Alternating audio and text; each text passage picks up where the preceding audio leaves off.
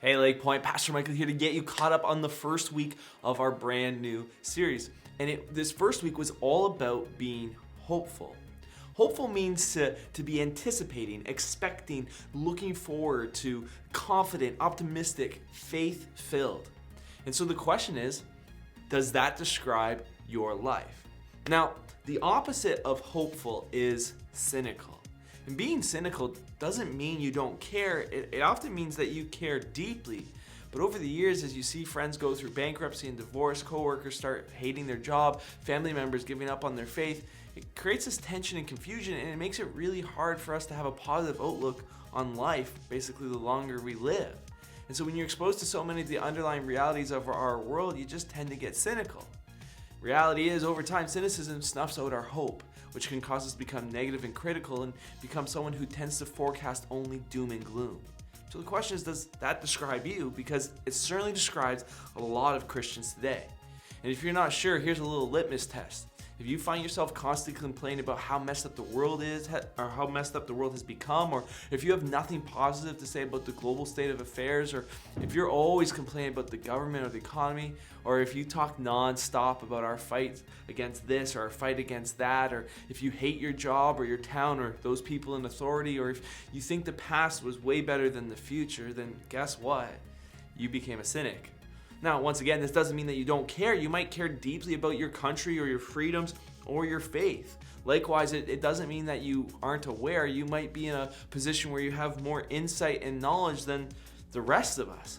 But as Nate shared, the truth is God hasn't called you to be a cynic, because cynics never change the world. And changing the world is precisely what we're called to do as followers of Jesus. You see, the Bible is not just a collection of writings that provide instruction and truth for how we live our lives on individual levels. The Bible is a collection of writings that come together to tell one overarching story that gives meaning and purpose to all of life.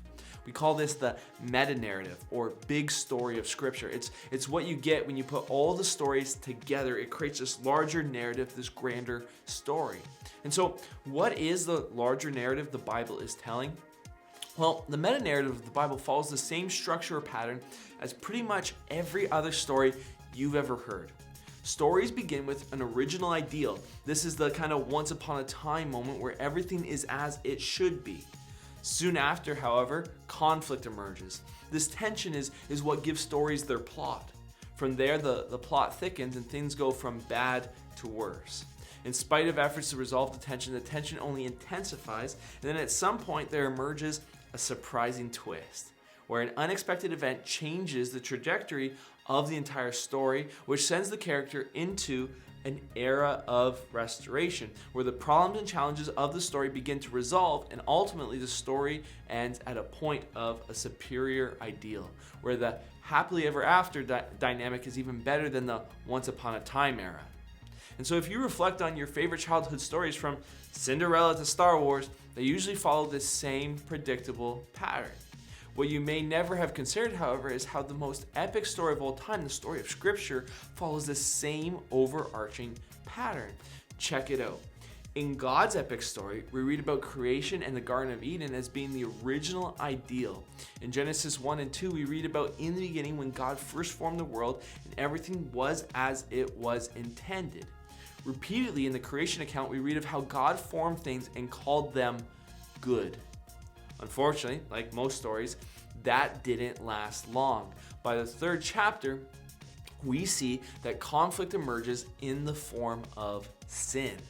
Adam and Eve abandon God's ideal, and humanity finds themselves separated from God. Things quickly go from bad to worse, and that's basically what we read about in the entire Old Testament.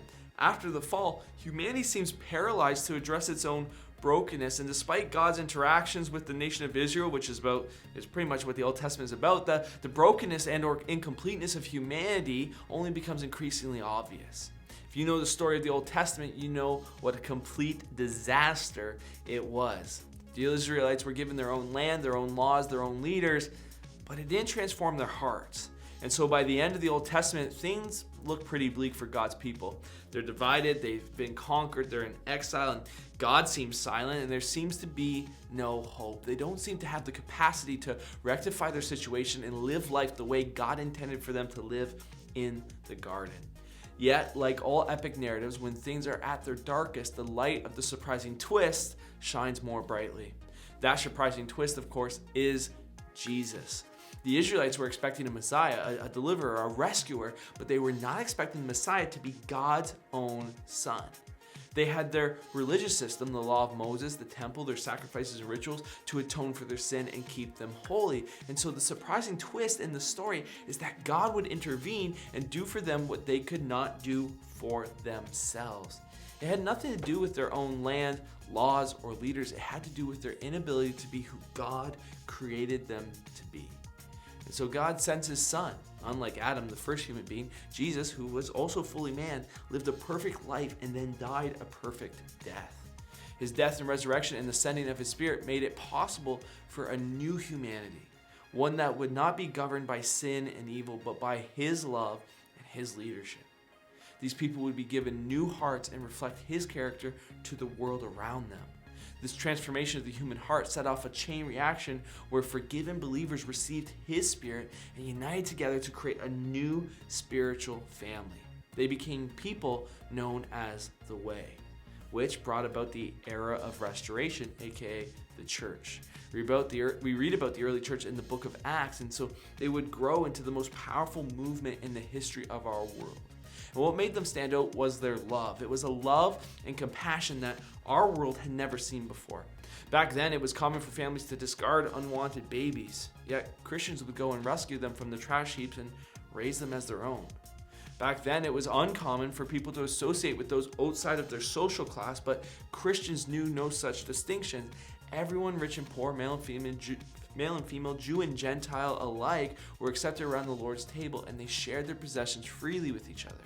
For 2,000 years now, whenever the church has been at its best, when God's love is fueling their actions, they've been a redemptive force in our world. From Scripture, we see that this will one day culminate with one final stage in God's epic story, the superior ideal, new creation. The Apostle John describes it as the new heavens and the new earth, where God will make his home here on earth. It will be like the Garden of Eden in the creation story, but only better. Because this time, all the nations of the earth will bring the best parts of their culture and civilizations to the table. It's why the scriptures refer to it as the Garden City. God's vision was that humanity would fill the earth and rule over it, and this is what we will do, serving alongside him and under his perfect leadership. Now, this area has yet to come, but it's what we are waiting for. It's what we are building towards. Too many Christians are full of doom and gloom. They say the sky is falling. They're waiting for the world to end. They possess what Nate calls an escapist mentality.